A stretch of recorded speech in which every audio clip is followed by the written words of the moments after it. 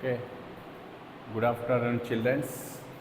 మనకు స్వరూప త్రిభుజాలలో అభ్యాసం 8.2లో మూడో లెక్కకు ఇప్పుడు మనము సాధనను తెలుసుకుందాం. అసలు ప్రశ్న ఏంటిది? ఇచ్చిన పటంలో AB parallel CD parallel EF, AB is equal to 7.5 centimetres, DC is equal to y centimetres, EF is equal to 4.5 centimetres, BC is equal to x centimetres మరియు CF is equal to 3 centimetres అయితే X మరియు Y విలువలు కనుగొనండి. ఇది ఇచ్చిన పటం, ఇట్లా ఉంది పటం. ఓకేనా? అయితే మనము ఈ ప్రశ్న నుంచి దత్తాంశం రాసుకుందాం. దత్తాంశం ఏమేమి ఇచ్చిండో అది దత్తాంశము, ఏమేమి కనుగొమన్నాడో అదేమో సారాంశం. ఇప్పుడు ఈ ప్రశ్న నుంచే మనము దత్తాంశం రాసుకుంటున్నాం. దత్తాంశం ఏమి ఇచ్చిండు? AB parallel CD parallel EF, ఇది ఒకటి ఇచ్చిండు, రాసేసుకున్నాం. తర్వాత ఏమి ఇచ్చిండు?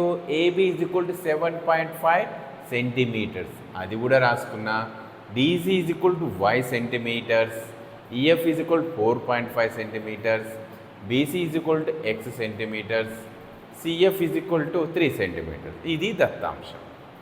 ఈ ప్రశ్న నుంచే మనం దత్తాంశం రాసుకున్నాం. తర్వాత ఏం కనుక్కోమన్నాడైనా? ఎక్స్ మరియు వై విలువలు కనుగొనండి అన్నాడు. సో అది సారాంశం. మనకు ప్రతి ప్రశ్న నుంచి దత్తాంశం సారాంశం రాసుకుంటే మనకు ఈజీగా ఉంటుంది. ఒక్కొక్కసారి మనకు ఈ దత్తాంశం రాసినప్పుడు మనకు ఒక మార్క్ వచ్చే అవకాశం ఉంటుంది కాబట్టి కంపల్సరీ దత్తాంశం రాయాలి. తప్పకుండా ప్రతి ప్రశ్నకు దత్తాంశం రాయాలి. రాసుకున్నాం. ఓకేనా? ఇప్పుడు సాధన చేద్దాం.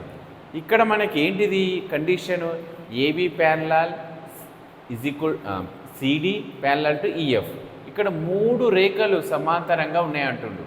సో నేను ఏం చేస్తున్నానంటే first AB parallel CD, AB parallel EF తీసుకుంటున్నా. ఇది తీసుకుంటున్నా.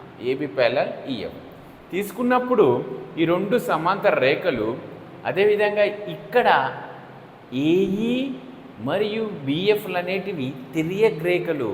తిరియక్ రేఖలు వచ్చినప్పుడు మనకు యాంగిల్ బిఏఈ, యాంగిల్ బిఏఈ, ఈ యాంగిల్ ఉందనుకోండి, ఈ యాంగిల్ 2 సమానం. ఎందుకు? ఈ 2 సమాంతర రేఖలు ఇక్కడ తిరియక్ రేఖ వచ్చినప్పుడు ఏకాంతర కోణాలు సమానాలు. సో అదే రాసిన. Next AB parallel to EF అయితే ఇక్కడ ఇది ఒక్క రేఖ తీసుకుంటాను, తిరియక్ రేఖ. అప్పుడేమవుతుంది? ఈ యాంగిల్, ఇప్పుడు 2 గీతలు పెడుతున్నా, ఈ యాంగిల్ అంటే యాంగిల్ ఏబిఎఫ్. ఓకేనా? అదేవిధంగా యాంగిల్ ఈఎఫ్బి, ఈ 2 యాంగిల్స్ ఏమైపోతున్నాయి? సమానంగా ఉంటాయి. ఎందుకు? బిఎఫ్ అనేది ఏంటిది? ఇక్కడ తిరియక్ రేఖ కాబట్టి ఏకాంతర కోణాలు సమానాలు. ఓకేనా? నెక్స్ట్ మిగిలింది ఏంది? ఇదేంటిది? ఇది సి ఉంది ఇక్కడ. సపోజ్ ఇక్కడ సి ఉంది. ఇది ఉమ్మడి అన్నమాట, ఉమ్మడి కోణం. అదే రాసిన చూడండి, angle C is equal to angle C, ఉమ్మడి కోణం. అంటే ఇక్కడ త్రిభుజం ఏబిసి, త్రిభుజం సిఈఎఫ్, ఈ 2 త్రిభుజాలు ఏమైపోతున్నాయి? ఇక్కడ స్వరూప త్రిభుజాలు. ఎందుకు? ఈ కోణము మరి ఈ కోణం సమానం. అదేవిధంగా angle B is equal to angle F. Next angle C is equal to angle CA. So ఈ 2 త్రిభుజాలు ఏమైపోయినాయి? స్వరూప త్రిభుజాలు. ఎందుకు? అనురూప కోణాలు ఏమైనాయి? ఇక్కడ సమానాలైనవి. కోణం స్వరూపత నియమం ప్రకారము త్రిభుజం ఏబిసి, త్రిభుజం సిఈఎఫ్లు 2 స్వరూప త్రిభుజాలు. ఇది స్వరూప త్రిభుజం గుర్తు. మనకు తెలుసు స్వరూప త్రిభుజాల నియమం తెలుసు. నియమం ఏంటిది? 2వ నియమము, అనురూప భుజాల నిష్పత్తులు సమానం. అనురూప భుజాల నిష్పత్తులు సమానం. ఇప్పుడు చూడండి, ఇక్కడ 3 భుజాలు ఉన్నాయి, ఇక్కడ కూడా 3 భుజాలు ఉన్నాయి. ఏ విధంగా తీసుకోవచ్చు, మన ఇష్టం. నేను ఇది తీసుకుంటున్నా, ఫస్ట్ ఈ భుజం తీసుకుంటున్నా, బీసీ. బీసీ బై దీనికి అనురూపం ఏముంది, సిఎఫ్. ఈ అనురూప భుజాల నిష్పత్తి. నెక్స్ట్ ఇంకొక భుజం ఏబి. ఏబికి ఏముంది ఇక్కడ, ఏబి లాగా ఇది ఉంది, EF. AB by EF. Next మిగిలింది ఏసీ బై సిఈ. ఓకేనా. బీసీ వాల్యూ ఎంత, X by CF value 3 is equal to AB value ఎంత, 7.5 బై ఈఎఫ్. ఈఎఫ్ అంటే ఎంత, 4.5. ఏసీ వాల్యూ తెలియదు, సిఈ వాల్యూ తెలియదు, కాబట్టి ఎట్లుందట రాసినాం. ఇప్పుడు ఈ 3 భుజాల నిష్పత్తులు ఏమైనాయి, సమానంగా ఉన్నాయి. అనురూప భుజాల నిష్పత్తులు సమానంగా ఉన్నాయి. దీని వాల్యూస్ లేదు కాబట్టి నేను దీనిని రాసుకుంటలేను. ఫస్ట్ 2 భుజాల నిష్పత్తులు సమానం కాబట్టి ఈ 2 తీసుకుంటున్నాను. ఓకేనా. ఇప్పుడు ఇది భాగాహారంలో ఉంది, హారంలో ఉంది. నేను క్రాస్ మల్టిప్లికేషన్ చేస్తున్నా, అడ్డు గుణకారం చేస్తున్నా. ఇది భాగారం ఉన్నది, రైట్ సైడ్లో పోతే గుణకారం అవుతుంది. So X is equal to 7.5 into 3 divided by 4.5.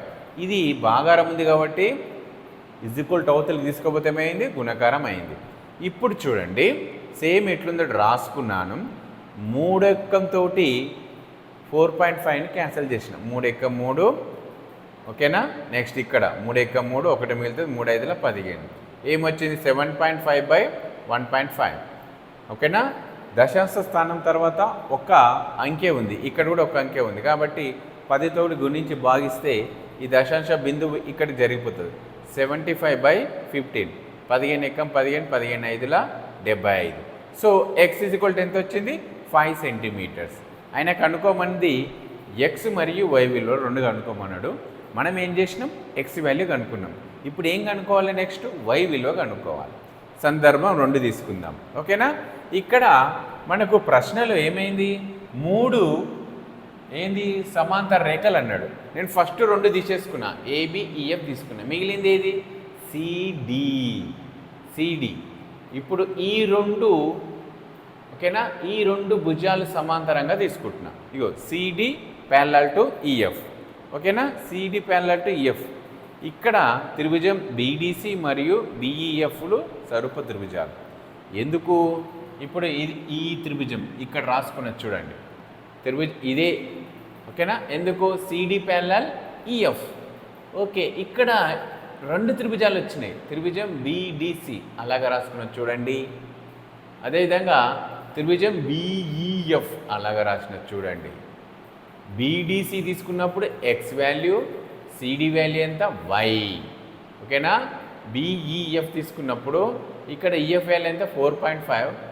BF value X plus 3 రాసిన. ఎందుకు, ఇక్కడ చూడండి, బిఎఫ్లో మధ్యలో ఏముంది, సి బిందువు ఉంది. బీసీ ఏమో ఎక్స్ సెంటీమీటర్లు, సిఎఫ్ ఏమో 3 సెంటీమీటర్స్. అంటే 2 కలిపితే ఏమవుతుంది, బిఎఫ్. సో కాబట్టి బిఎఫ్ వాల్యూ ఎక్స్ ప్లస్ 3 తీసుకున్నాను. ఈ 2 స్వరూప త్రిభుజాలు. ఓకేనా. ఎందుకు స్వరూప త్రిభుజాలు, చూడండి, angle D is equal to angle E. Next angle B is equal to angle BA, ఉమ్మడి కోణం.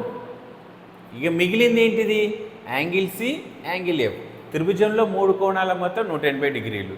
ఈ కోణం ఈ కోణం సమానమైంది, ఈ కోణం ఈ కోణం సమానమైంది. మిగిలింది ఇంకేముంది, ఈ 2 కోణాలు. ఈ 2 కోణాలు కూడా సమానం. ఓకేనా. సో లంబకోణము, కోణము ప్రకారము ఇదేంటిది, ఇది స్వరూప త్రిభుజాలు, 2 స్వరూప త్రిభుజాలు. సో మనకు స్వరూప త్రిభుజాలు అనగానే మనకు నియమం గుర్తుకు రావాలి, 2 నియమం. ఏంటిది, అనురూప భుజాల నిష్పత్తులు సమానం. సో అనురూప భుజాల నిష్పత్తులు సమానం కాబట్టి నేనేం చేసినంటే ఫస్ట్ లంబ భుజం తీసుకుంటున్నాను. ఇక్కడ ఏముంది, సిడి బై ఈఎఫ్ అది రాసిన. నెక్స్ట్ బీసీ బై బిఎఫ్ రాసిన. మిగిలింది BD by next BE. CD value ఎంత, వై. ఈఎఫ్ వాల్యూ ఎంత, 4.5. ఆ వాల్యూ సబ్స్టిట్యూట్ చేస్తున్నాను. BC value X, BF value X plus 3. X value మనం కనుక్కున్నాం. ఎక్స్ వాల్యూ ఎంత వచ్చింది మనకు, 5 centimetres. So Y by 4.5 is equal, X ఉంది కాబట్టి 5 డివైడెడ్ బై 5 ప్లస్ 3. ఇది ఎట్లుందో రాసిన. ఇప్పుడు నెక్స్ట్ ఇది నేను తీసుకుంటలేను, దీని వాల్యూ లేదు కాబట్టి దీనిని 3 అనురూప భుజాల నిష్పత్తులు సమానం కాబట్టి 2 భుజాల నిష్పత్తులు ఇవి తీసుకుంటున్నా. First y/4.5 = 5/8. సేమ్ ఇప్పుడు అడ్డు గుణకారం చేస్తున్నాం. y = 5 × 4.5 / 8. ఈ రెండింటిని నేను గుణకారం చేస్తే 22.5 వచ్చింది /8. ఇప్పుడు 22.5ను 8 తోటి ఏం చేస్తున్నా, ఇక్కడ నేను భాగిస్తున్నాను. భాగించినప్పుడు చూడండి, 8 2 16 తీసేస్తే 6. ఇక్కడ పాయింట్ ఉంది కాబట్టి నేను కూడా పాయింట్ పెట్టుకున్నాను. 8 8 64. శేషం ఎంత? 1. పాయింట్ పెట్టినాం కాబట్టి 0 పెట్టేసుకోవచ్చు. 8 ఎక్కం 8, మళ్ళీ తీసేస్తే 2, 8 2 16 తీసేస్తే 4, 8 5 40. ఎంత వచ్చింది మనకు? 2.8125 y వాల్యూ వచ్చింది. So x value 5 centimetres, y value 2.8125. ఇది ఓకేనా? ఇది